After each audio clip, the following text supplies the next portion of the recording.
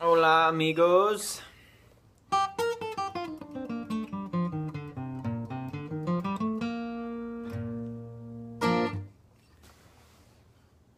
So a lot of times when you're playing guitar, you can just get stuck in a rut playing the same chords and stuff. So I'm here to help you figure out how to break out of some of those boxes that you've made for yourself.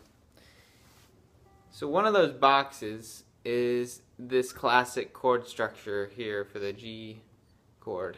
With these two fingers here, with your pinky and your third finger down on the lower two strings. And then of course you go to your C next, and you have your D, and you always leave your pinky on because that's just what you do in your box. And then you go to your E minor chord, of course with your pinky and your third finger there as well. So it sounds something like this.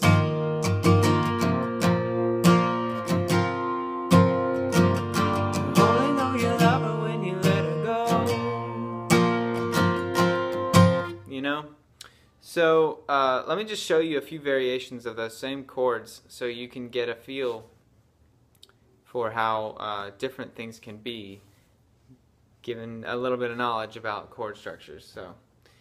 So G, of course, is there. I've also played it this way. And this one you add your first finger to the B on the, well, that's in this chord. Okay, first of all, I have a capo on.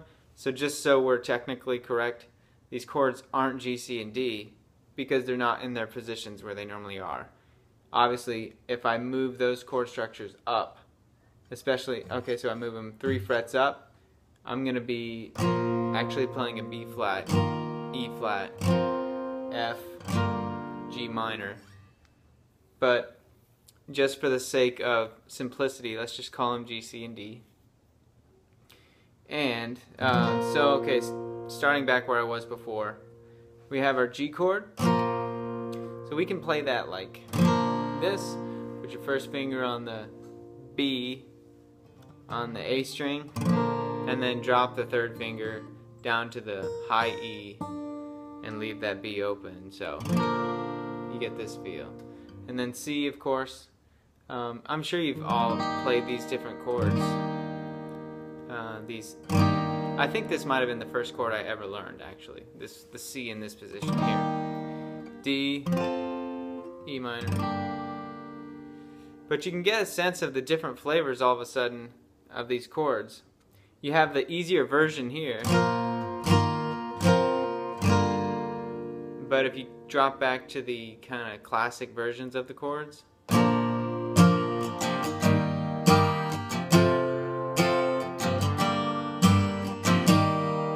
so it gives you a different flavor. So we can also play the same chords in a different way. We can go to sort of a bar chord structure. I don't know if you played this chord before, but you know, if you need to pause the video, just go ahead and do that. But this is a G chord. And just kind of look at my fingers and see if you can just make your fingers make that shape. I don't really have time to just go into all of the details. I don't want to bore you. But this is a G. Okay, and this is a C. And I'm going to use my third finger here to bar three strings across the same fret. And notice how the C chord and the G chord and all the chords have the same root note in each shape. So G, G. Notice that G root note there as well. Okay. So going back to our C, we have a C there. Also, okay, we can go to the D, and if you can just think with me a little bit here, if you have a C and the scales kind of, as they go up in letter, just counting in the alphabet, the notes go higher. Think about where a D might be. You know, just count up, just go up. D, so we start with a C, C sharp, D. Okay, that's the cool thing about these bar chords.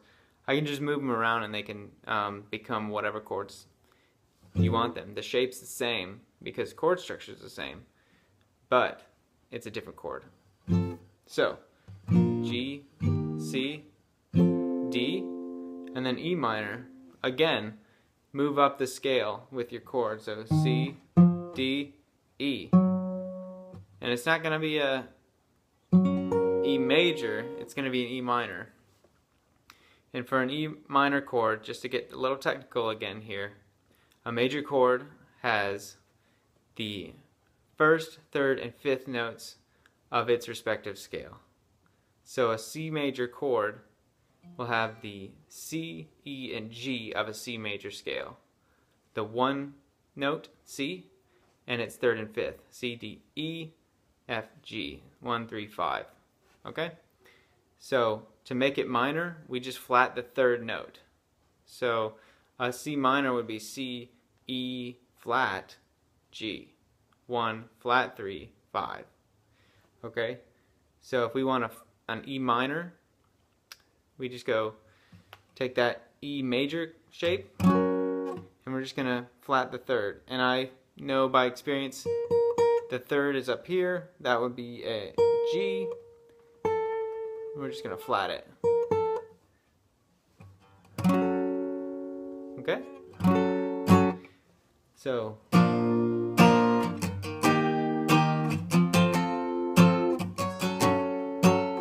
whoa. Okay. Yeah. Sorry, my bad.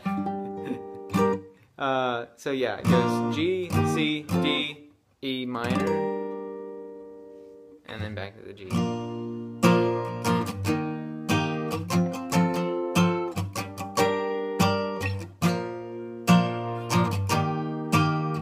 And you can notice that as your knowledge of these chord structures begins to develop, you can start mixing and matching them in the same chord progression. So take that first chord progression we did. Only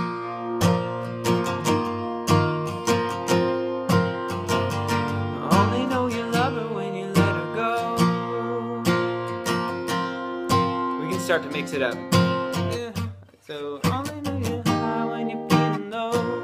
And only know you're strong when it starts to snow. Only know you love her when you let her go. Only know you're high when you're feeling low. Only know you're strong when it starts to snow. Forgive me because I don't know the I actually don't know the lyrics that well, so.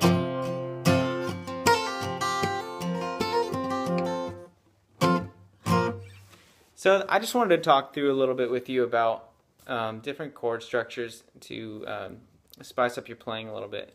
Just remember that if you learn these different versions of the chords and you get them familiar enough in your hands and in your brain, you can just switch between them on the fly as you're playing. And it can give a different flavor totally, because if you're Jack Johnson, you're going to be like...